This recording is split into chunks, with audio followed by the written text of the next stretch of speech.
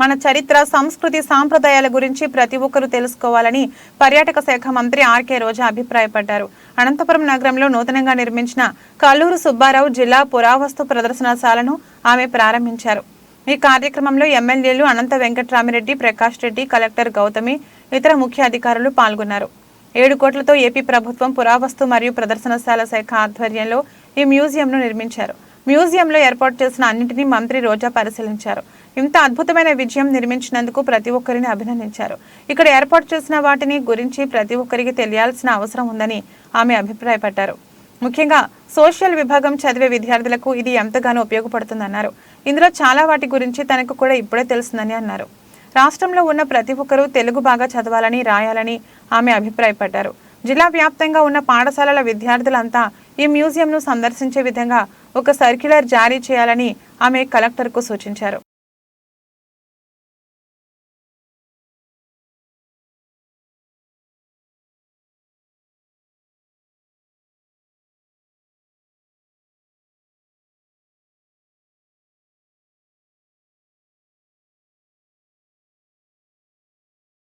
కల్లూరి సుబ్బారావు జిల్లా archaeology museum Anantapur జిల్లాలో open చేసుకోవడం నిజంగా చాలా హ్యాపీగా ఉంది.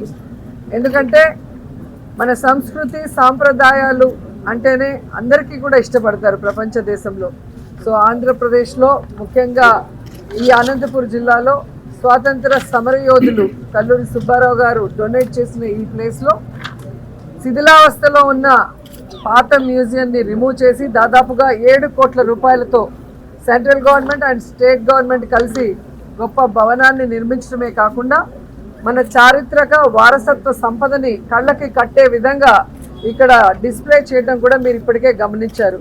గ్రౌండ్ ప్లస్ 2 ఫ్లోర్స్ ఇక్కడ ఉండటం జరిగింది. దాంట్లో మీరు చూస్తే ఫస్ట్ ఫ్లోర్లో ఇనుప పనిముట్లు, నాణ్యాలు, ఇటుకలు, చైనా వేర్, పింగాణి ఇవన్నీ కూడా ప్రదర్శించడం జరిగింది. అలాగే సెకండ్ ఫ్లోర్లో మీరు చూస్తే రాగి పలక శాసనాలు, అలాగే తాళపత్ర శాసనాలు, అలాగే చెక్కడాలు, పెయింటింగ్స్, అలాగే ఇనుప ముద్దలు, యాష్తో చేసినవి, నాణ్యాలు, ఇవన్నీ కూడా చాలా ఇంట్రెస్టింగ్ అనిపించింది. సో మా వయసుకే అంత బాగా అనిపించింది అంటే ఖచ్చితంగా స్కూల్ పిల్లలు నాలెడ్జ్ కూడా ఇది చాలా ఉపయోగపడుతుంది. ఎందుకంటే సోషల్ స్టడీస్ చదివే పిల్లలకి మామూలుగా వాళ్ళ క్లాస్ రూమ్స్లో చెప్పేటివి ఎలా ఉంటాయో తెలీదు, వినటం, బట్టి కొట్టడం, రాయటమే. కానీ ఇలాంటి మ్యూజియంస్కి వాళ్ళని తీసుకొచ్చినప్పుడు చాలా చక్కగా మన గతం వాళ్ళు ఏ విధంగా నాణ్యాలు కానీ, పెయింటింగ్స్ కానీ, తాళపత్ర గ్రంథాలు కానీ వాళ్ళు చదివినవన్నీ కూడా కళ్ళారా చూడొచ్చు. వాళ్ళు ఉపయోగించిన వస్తువులన్నిటిని కూడా ఇక్కడ తెలుసుకోవచ్చు.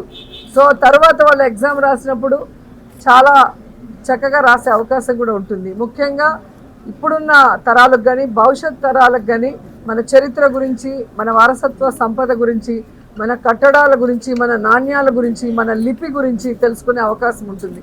ముఖ్యంగా ఒక పెద్ద బోర్డు తెలుగు భాష గురించి పెట్టారు, ఈలు.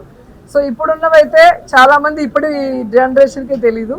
సో పాత తరం అంటే అది ఎలా మారుతూ వచ్చింది ఆ లిపి అనేది కూడా చక్కగా డిస్ప్లే చేశారు. సో అదైతే నేను ఫోటో ఫ్రేమ్ చేసుకుందాం ఇంట్లో అనుకున్నా. చాలా బాగా అనిపించింది. నాకు తెలుగు అంటే చాలా ఇష్టం, తెలుగు అమ్మాయిని కాబట్టి నేను తెలుగు రాయగలను, చదవగలను. సో ప్రతి ఒక్కరు కూడా మాతృభాష నేర్చుకోవాలి, చదవటం, రాయటం. అదే మనం మాతృభాషకి ఇచ్చే గౌరవాన్ని కూడా ఈ సందర్భంగా తెలియజేసుకొని, సో ఈరోజు ఇంత మంచి కట్టడాన్ని నా చేతుల మీదుగా ఓపెన్ చేయించిన మా ఆర్కియాలజీ డిపార్ట్మెంట్ వాణిమోహన్ గారికి మనస్ఫూర్తిగా కృతజ్ఞతలు తెలియజేస్తున్నాను. సో మేడంకి చాలా ఇంట్రెస్ట్ ఈ ఆర్కియాలజీ డిపార్ట్మెంట్ గురించి. ఇప్పటికే విజయవాడలో బాపు మ్యూజియాన్ని ఓపెన్ చేయడం జరిగింది. ఈ మధ్యలో light and sound shows open చేయడం జరిగింది. అలాగే కొండపల్లి ఫోర్ట్లో కూడా చాలా చక్కగా అక్కడున్న విగ్రహాలు కానీ, అక్కడున్న వస్తువులన్నీ కూడా వాటి చరిత్రని అవే చెప్పే విధంగా చాలా చక్కగా ఆధునిక టెక్నాలజీని జోడించి పెట్టడం జరిగింది. సో అలాగే ఇక్కడ కూడా స్టార్ట్ చేశాము. సో అనంతపూర్లో ఉన్న పిల్లలందరూ కూడా కలెక్టర్ గారికి ఇప్పుడే చెప్పాను, స్కూల్స్కి మీరు ఖచ్చితంగా మ్యూజియం సందర్శించాలి అని చెప్పి ఒక సర్క్యులర్ పంపిస్తే సో పిల్లలకి వినోదం ప్లస్ విజ్ఞానం 2 అందించిన వాళ్ళు అవుతాం.